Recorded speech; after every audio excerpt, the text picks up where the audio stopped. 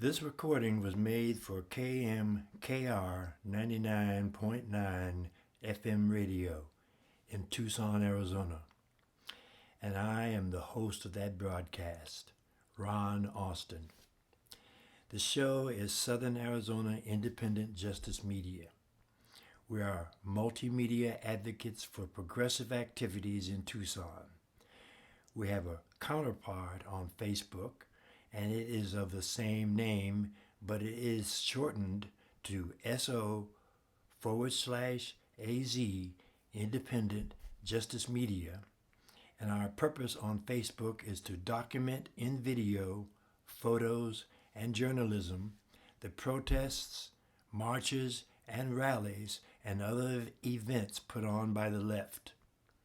The purpose of Southern Arizona Independent Justice Media on the radio station KMKR 99.9 FM is to interview those that put on events that are documented on the Facebook page, and also those other people that are activists in the community. This broadcast is an interview with Marion Chubon, President and founder of Represent Me AZ. Her website can be found at representmeaz.com. This is a redacted version of the KMKR 99.9 FM radio broadcast. Southern Arizona Independent Justice Media is a program of Pan Left Productions, a 501c3. Marion, Yes. tell us about what organization do you represent? I'm a representative of Represent Me AZ. That's the organization that was kind of born out of my activism following the 2016 election. So it started out as a Facebook group, just a bunch of people terrified, and then when Martha McSally ended up voting for the Trump healthcare bill, we registered as a super PAC that day. Yeah. So more specifically, Yeah. what does your organization do? So basically, we started out, just a little bit of history about it. I'll try to be brief about it. Is that after the election, like a lot of people, I You woke don't have up. to be brief. Okay, I'll talk then. I woke up after the election feeling like a lot of people, like, what just happened? And having been involved peripherally in politics my whole life because of my aunt, my mom were pretty involved, I felt like there was something that we could do. And so I was just on this Facebook group, private Facebook group called Pantsuit Nation in Arizona, and said, you know what, we should call Martha McSally's office. We should ask her what she's going to do about these Trump, the administration that he was starting to put together as cabinet, which included Steve Bannon, who's a Nazi. And so we started calling and we weren't getting any results. And so one fateful night I was typing on my keyboard, we should go down and protest her. And we did. November 21st, 2016 was our first protest. We got a pretty good group and people were there concerned about a lot of things. So there was healthcare. But I think the biggest thing that people were concerned about was this slope of white supremacy. And we weren't calling it that then because we were a lot more cautious. What year was this? 2016. So it was like 2 weeks after the election. And, being a bunch of privileged white people, which is who showed up. I mean, that's who showed up. We were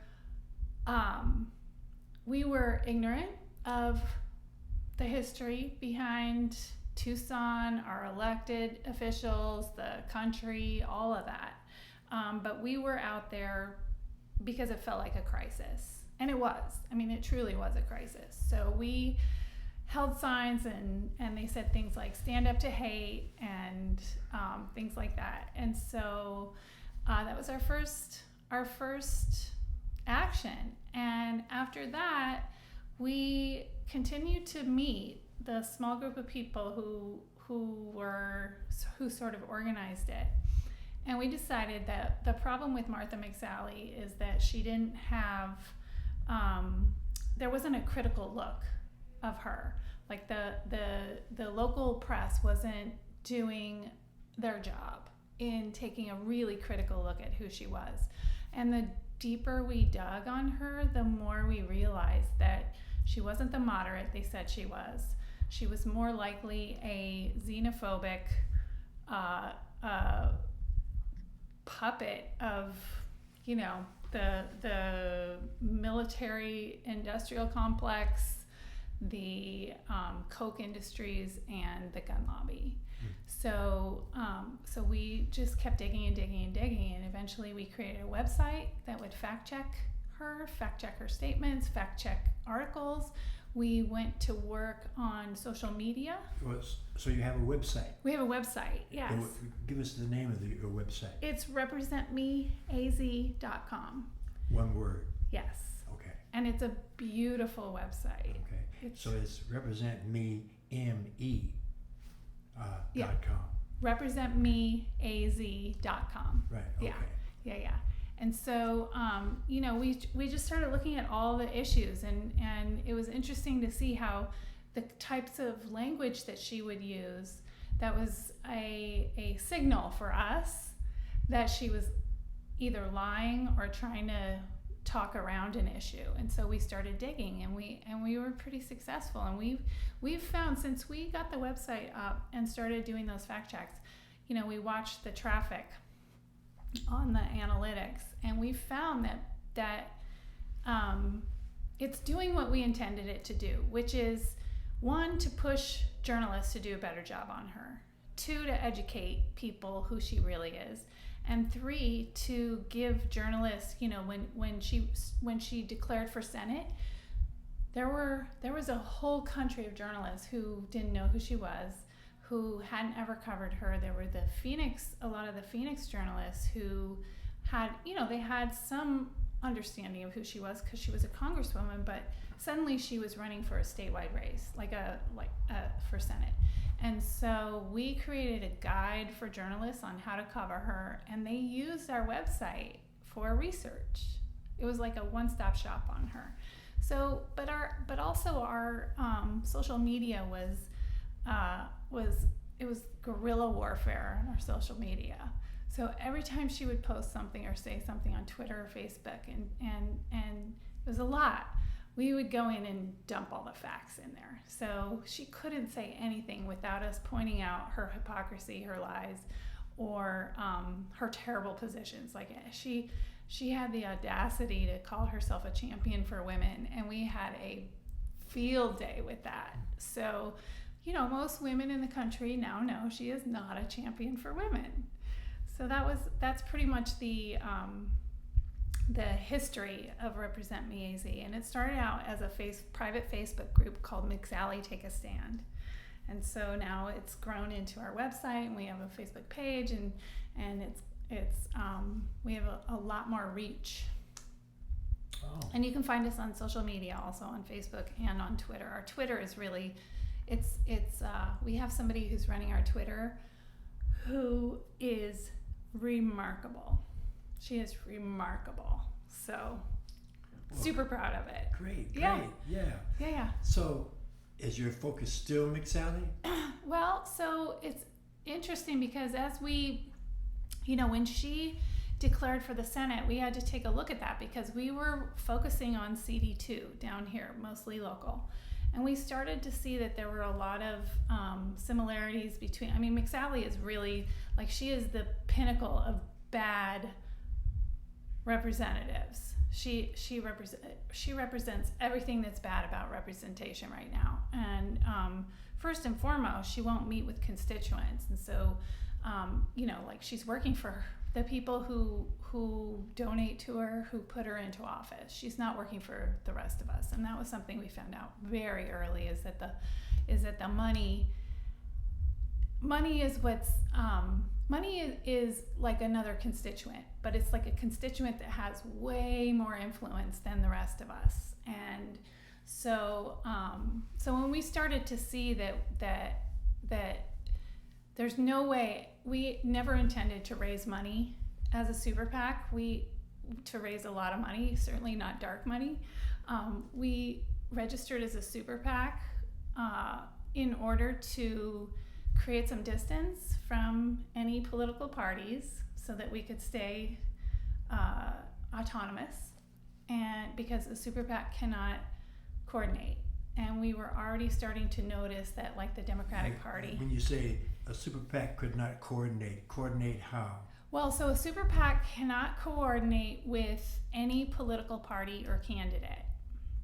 So that means that we can't share information in order, like if a political party has information, they do some polling, for instance, they can't share it with us and then have us spend gobs of money using that information. So for that reason, we used it as sort of a firewall between us and really the Democratic Party, because at the time the Democratic Party was keeping us at arm's length, not giving us any credit for the work we were doing, but they were trying to co-opt our work and take credit for it, which they did for a while, but that's not happening anymore, which is kind of cool. Well, okay. Yeah. So, what is your focus right now? So our focus right now is actually in January we met and we looked at what have we been really successful at, and the things that we are really good at is telling the story that the media isn't telling. So digging deeper. We are also really good at expressing the values that we have, and in communicating to a wide group of people sort of this idea that we are in charge and that they work for us. Now, not everyone has bought into that. It's a very interesting time, I think, in politics. Not that every time isn't interesting, but this is a very interesting time where things are starting to shift, I think. I think, like people are starting to turn on this idea. There was an idea that, like wealth and prosperity were super romanticized and people aspired to it. And I think that the collective consciousness is starting to turn that on its head, because the disparity between those who have and those who don't is no longer, you can't ignore it anymore. You just cannot ignore it anymore. So when you have somebody like Martha McSally accepting more money than any other sitting congressperson from the gun lobby, and we have the type of gun violence that we're experiencing, you cannot ignore the fact that she is not working for us. Recently we put out a piece, I think it was in the beginning of the year, called Progressive Values or Popular Values. So we looked at some of the most progressive policy that's being introduced since the newest Congress. So we looked at the Green Deal, we looked at the Green Deal, which at the time was just an idea. It wasn't even a bill. There was no meat to the proposition. So Green New Deal, Medicare for all, gun legislation,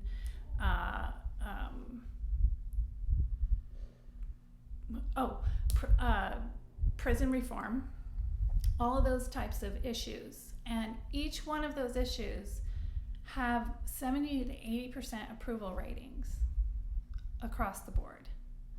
So what that told us is that people are focusing, first of all, on electability, winning an election as a Democrat, regardless of positions. So, we started to notice people like Kirsten Sinema and Ann Kirkpatrick either actually trying to court the right or just take positions that don't piss them off too much. And we wondered why. This is an interesting thing about having fresh eyes on an issue. It didn't make sense to us. If we had been involved in politics for a really long time, we probably would have heard over and over again that you have to win over independents, you have to play the middle in Arizona, you have to, there's a certain way to win in Arizona, which we've heard since over and over. And we challenge that it's an assumption. It's not a fact. So it's an assumption that people operate as if it's true, right? So we decided to take a closer, more critical look at it and challenge it. And we've been challenging it ever since. So when Kirsten Sinema was talking about, during her campaign, it was in the primary during her campaign, she was applauding ICE and Border Patrol. And meanwhile, people were being murdered, and it was right in the height of the child separation. And she's tweeting her support of ICE and Border Patrol. That to me was like a huge wake-up call that not all Democrats are created equally. That's one thing. And another is there's something wrong here. There is something seriously wrong with a Democrat running and in the middle of where children were being kidnapped. And now we know thousands, more than they ever thought, and that they had no mechanism to reunite them with their families. None. Or no intention. No intention. No. It was a gruesome experiment in what they could get away with, and whether it would deter people from coming to the border. Gruesome. But historically, it's not something that hasn't been done before. Correct. Mm-hmm. Yes. Correct. But not in my lifetime. I mean, not in my conscious lifetime. The Japanese internment camps, no, those predated me too. I mean, I'm pretty old, but I'm not that old. Oh, you don't know what old is. I'd like to go back to something else that you said. Yeah. You said that there are people that do not know that the politicians work for us. Yeah. Why do you think that is? I don't know. I think it's interesting. I was thinking about this yesterday because I've started writing a lot. I just wake up and start writing, and I don't publish everything. I have about 40 Google documents going at a time, but I think one of the reasons is a cynicism. There's like the people that are involved in politics have this cynicism about power and influence. And even people with really good intentions, there's still this sense of this is how it has to be. This is how we have to do it. It's how it's always been done. And so I think that there's a disconnect between the people that are doing the work and the actual power of organizing. So I started doing a lot of organizing with labor around the May Day of 2017 and 2018. Yeah, 2018. And just kind of threw myself in because I knew there was a lot to learn there. I knew that I had something to offer. So I'm super organized and energetic, and I have really good ideas. And so there was, right after Labor Day, there was a Red for Ed movement, which was a historical movement. And I just threw myself in and started supporting that movement. And I learned from the best. Organized labor is the gold standard of organizing individual power for collective power, right? But we here in the United States are starting to downplay the organization of labor. Sure, absolutely. However, I think, I saw a chart the other day. The number of people who belong to a union, for instance, has gone down. It continues to go down, and so do wages. The line of the union enrollment and wages was identical. They were parallel, going down the chart. And I think that because we're in a crisis in this country, we are looking for ways to regain some power. And people feel powerless. They really do feel powerless. And the deck is stacked against us. I mean, all you have to do is pick up the paper, read the news. It's terrifying how many areas of our lives are controlled by capitalists, greed, power, all of these principles that have nothing to do with people being healthy and happy and able to live their lives. And especially these days by algorithms. Yes, exactly. And isn't this the case also internationally? Wherever you have cultures like ours? Yes, I think it's a human phenomenon. The entrepreneurship or wanting to create power for ourselves. I think I've seen it in the activist community. It exists there too, yes, where there are people who are jockeying for power, right, and lose sight of even the very thing that they're organizing around. So it's something that I think we all have within us. Some of us are more aware of it than others, and maybe it's an age thing. I think it's a combination of an age thing and also just how much people have taken a close look at their own selves. Have they done the hard work on themselves? And so it's a human nature thing, and I have caught myself and had to question myself. Okay, Marion, why are you doing that?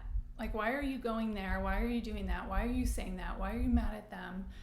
And checked myself to see, am I doing this to gain power? And I have caught myself doing that. A lot of times what I am motivated by is the work, though. So for me, the only reason for me to gain power is to promote the work that I'm doing. I fully understand that, because I've noticed in certain groups, certain people's acting certain ways, yeah, in the respect that you say. And though I have had the inclination to join certain groups, I'm afraid of myself getting caught up in that. Yeah. And therefore I stay where I'm at. Yeah. Okay, on the periphery. Right. Mm-hmm. Yeah. Yeah, and so I think that if we were, it's kind of like there's this old fable. I will screw it up, so I'm not even going to bother to try. But it's this idea that in the beginning of time, we didn't realize that we were connected, right? Connected to other people, and then the moment we realized it, everything made sense, right? Like this idea that we, in the majority, we really are, the people are the majority, are so powerless and beholden to the system that doesn't include us, is intolerable to me. And it's funny because I talked about cynicism. I'm not cynical. I have a healthy amount of cynicism, but it's actually, it's not the anger which shows up too, the anger at the system that just hurts people. The pain of seeing that hurt, like with the children. It really is love and hope. That's the only thing that fuels me, is that I have hope that we can organize, that we can wake up and realize that they actually work for us. Like, we just have to build the power enough. And it's interesting how this is playing out in politics, which is there are very few people that have the position that I have, where I get to be in the kinds of rooms that I get to be in, who openly criticize Kyrsten Sinema. Because we're not supposed to criticize our own by some strange dogma, right? And in my opinion, Kyrsten Sinema she's one of ours. And that's lobbying. We are lobbying her, because if we don't have access to her and if she's not listening to us, then nobody's listening to us, right? So we don't even really see it as attacking, although we've been called, we've been told that we attack her. We see it as lobbying. We're lobbying our senator who is in the same party as us and who is not listening at all. So let me ask you a question then. Now, I don't know a great deal about politics. Yeah. I've only started noticing since he got elected. Yeah. Okay? But there's a machine there. Yeah. Okay? A political machine that has been in place for years with, along with the mega corporations, have deep pockets. Yeah. Okay? Does your optimism allow you to see the possibility of overcoming that machine? It does. It is, my optimism is ridiculously limitless. And there's no evidence that will back up why I believe it's possible. There really isn't. But I have seen some little bits of movement, and that fuels me and the people that I hang out with.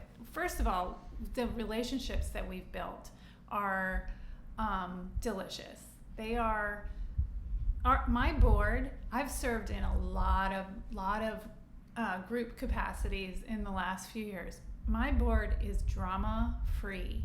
None of us is jockeying for power. And it's not that we agree on everything. We disagree all the time. That's what we count on from one another. It's the most amazing group of people. And so there's a little bit of that collective, like, yeah, we can do it, team, right? Mm-hmm. And most of the time we are bumping up against that huge system, and it seems impossible. But we have little wins. And one of the principles that we really do operate under is that we don't need to change all the minds to organize and demand what we want. We just need a critical mass. That's all we need. That's right. Yeah, we don't need everybody. Like, we can like the really awful racist, that group of people that are just really awful. We don't even have to talk to them. We just need to work with the people who have who've forgotten that we're in charge, who are unaware of what's possible in these policies. One little interesting piece is that, Kirsten Sinema, we'll just keep going back to her because she's such a good example of this. When I criticized her, I appealed to her, let's just say. I appealed to her after she tweeted that pro-ICE thing after the family separation. And I said, for the love of God, please don't do this. Please don't do this anymore. And for me, I don't see politics as a snapshot in a moment. Like, it's not just like, it's this moment. We're always working and building. And one of the things that I keep, when people criticize me for criticizing our Democratic senator, one of the things that I keep reminding people is that they think that she has to pander to the right. And the right at this moment in time is white supremacy, xenophobia. It's intolerable if you are a human being. If you are not a disgusting racist, then this should be intolerable to you, okay? And so how is it that good people, I'm doing air quotes, good people will tolerate some of these things? And I think that what's happening is that they think that they have to pander to that. They're pandering to the right to win in Arizona. That is crazy to me. That seems crazy to me. And every day, yesterday something came out that the Progressive Democrats at our state committee meeting this Saturday are going to present a resolution to censure Kirsten Sinema, which basically censure is shape up, lady. That's all it is. It's like a strongly worded letter, right? And people are losing their minds about it, right? And they're saying, she did what she had to win in Arizona.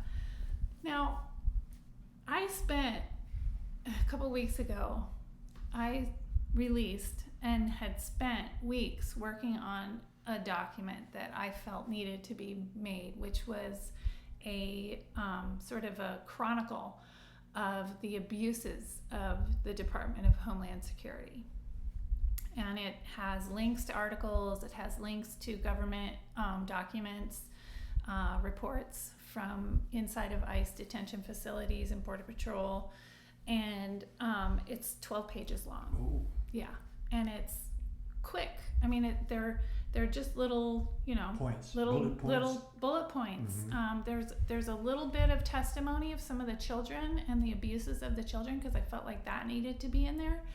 But it's impactful, and it about took me out. I was not well while I was doing it, because I read every single article, I read every single medical report of people who committed suicide in ICE detention.